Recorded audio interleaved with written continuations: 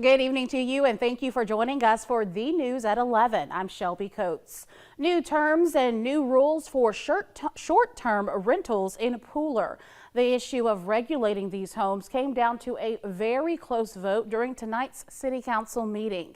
Our Tyler Mannion was there for the vote tonight, and he joins us now live in the newsroom. Tyler, just how close was this vote? Shelby, the vote came in 3-3.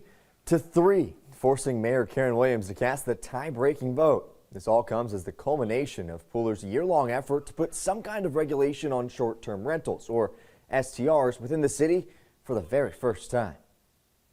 The motion passes. With Monday night's vote in the books, the city of Pooler will officially have an STR ordinance starting March 18th, just 3 days after the city's second pause on these rentals comes to an end. We're trying to find something that balances everybody's needs. And let me tell you, it's hard. That's why it's taken a year to get to this point.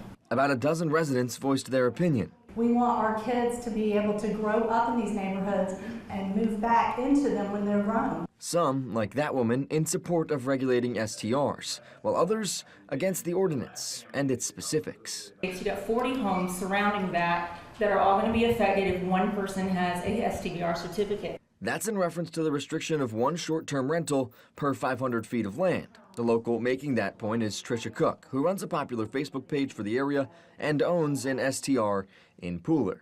She thinks the ordinance is premature. It's a big disappointment for all property owners in Pooler. Unfortunately, they got the vote. The city's mayor disagrees and reminded council of how much work went into the ordinance before their vote. Are there concerns? Yes. Is this document set in stone? Absolutely not. It can be amended, but we have got to start somewhere.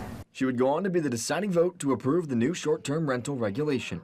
Of the concerns for those who voted against, a question over the ordinance's legality. How can we move forward at all if we are violating the law? I do not know the answer. It is in current litigation with IBI.